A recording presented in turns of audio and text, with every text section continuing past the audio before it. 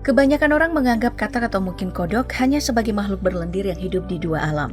Namun jangan salah, hewan ini bisa sangat menguntungkan jika dibudidayakan.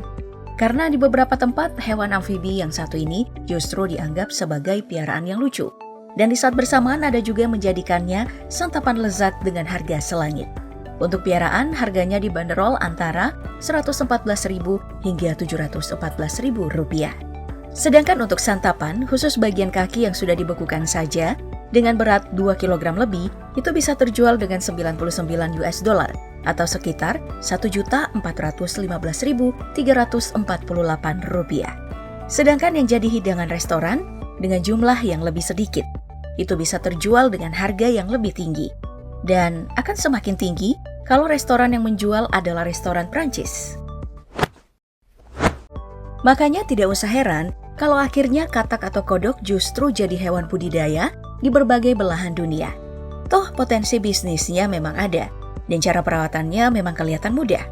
Namun jangan tertipu, karena kalau tahu prosesnya itu mungkin tidak semudah yang terlihat. Karena pada dasarnya hanya beberapa jenis katak yang bisa dikonsumsi. Sedangkan selebihnya masuk dalam kategori spesies beracun. Nah, yang paling umum diternakan di seluruh dunia adalah katak lembu atau Rana catesbeiana, karena ukurannya yang cukup besar. Kemudian ada katak pemetik atau sering disebut dengan Rana palustris. Lalu ada katak hijau alias Rana calamitans, serta katak macan tutul alias Rana pipiens.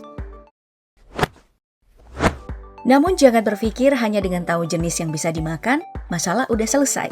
Karena katak sebenarnya amfibi yang rapuh, maka rentan terhadap penyakit dan merupakan sasaran empuk predator seperti burung atau ular. Selain itu, memindahkan katak dari habitat aslinya, entah untuk dijadikan hewan piaraan atau dibudidayakan, bisa jadi akan mengejutkan hewan ini.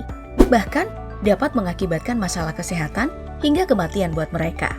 Jadi, kalau ingin memelihara katak, pastikan kalian punya modal materi dan tenaga lebih untuk membangun kolam tempat tinggal khususnya, yang sudah diatur sedemikian rupa agar terasa seperti lingkungan asli buat mereka. Ini susah-susah gampang sih. Kalau ingin menggunakan kolam plastik, pastikan itu kuat dan tidak mudah bocor. Selain itu, jangan lupa bilas kalau kolam plastiknya masih baru, karena katak sangat sensitif terhadap bahan kimia. Sedangkan kalau kalian memilih kolam beton, artinya itu butuh perhatian ekstra, karena ada beberapa aktivitas wajib untuk jenis kolam ini, seperti penggosokan, pengecatan dengan cuka, serta rutinitas penggantian air. Kemudian untuk jenis air, kalau yang digunakan berasal dari keran, pastikan ada proses istirahat untuk membiarkan klorin di dalam air hilang. Minimal ini dilakukan selama 5 hari. Atau kalau nggak mau, kalian bisa gunain penetral klorin dari toko hewan peliharaan. Selebihnya tinggal kasih beberapa elemen tambahan seperti air mancur dan filter agar terasa natural, serta beberapa elemen lain yang bisa membuat kolam terlihat jadi lingkungan alami untuk mereka. Bisa dengan menambahkan tanaman akuatik di permukaan air, kemudian batuan besar di dasar dan di tepi kolam, serta pastikan juga lantai di sekitar kolam gak pernah kering, karena katak punya peluang lebih besar untuk berkembang biak di lingkungan yang lembab. Namun kalau kalian punya tanah yang berada di daerah rawa, sebenarnya gak perlu membangun kolam, karena itu udah jadi lingkungan alami katak. Cukup pasang pagar pembatas untuk menjauhkan pemangsa alami seperti ular dan burung. Itu udah bisa digunakan jadi lahan untuk beternak. Nah, kalau perkara seperti kolam atau area beternak udah siap, artinya kita udah bisa masuk ke tahap perawatan. Ini juga proses yang gak bisa dibilang gampang ya, karena untuk makanan saja, katak dewasa hanya mengkonsumsi mangsa hidup, mulai dari berbagai jenis serangga seperti gengat, lalat, dan jangkrik. Kemudian hewan kecil lain seperti cacing, udang karang, hingga ikan yang gak lebih besar dari ukurannya. Namun, masalah pakan hidup ini sebenarnya udah punya solusi, seperti menaruh lampu di sekitar kolam, untuk memancing beberapa jenis serangga yang bisa jadi makanan untuk katak. Lagian pada dasarnya, perkara pakan hidup ini udah tidak berlaku untuk semua spesies. Pada katak macan, itu bukan masalah lagi, karena jenis yang satu ini udah terbiasa makan pelet, tanpa perlu pemindahan secara mekanis. Makanya di antara banyak rekannya, hanya dia yang paling mudah diternakan, terutama di sekitar wilayah Asia. Meski tetap saja, secara keseluruhan, katak lembu masih tetap jadi primadonanya. Tapi gak usah khawatir dengan perkara pakan hidup itu kalau kalian memelihara jenis katak lain. Karena secara garis besar, saat masih usia kecebong, mereka hanya makan sayuran, pakan ternak, serta bagian tanaman yang lunak. Namun tetap harus hati-hati, sebisa mungkin pisahkan katak dewasa dengan yang masih kecebong atau berudu. Sebab sudah jadi rahasia umum kalau katak ini adalah hewan kanibal. Jika dalam satu lingkungan katak dewasa nggak bisa menemukan makanan, maka akan sangat mungkin kecebong atau berudu tadi yang bakal jadi mangsanya. Jadi kalau memang mau sekalian budidaya kecebong juga, sebaiknya lakukan itu di tempat terpisah. Setting lingkungannya nggak perlu berbeda, bisa sama persis dengan bentuk kolam yang dibuat untuk tempat tinggal katak dewasa. Namun, ada beberapa hal penting yang tetap mesti diperhatikan.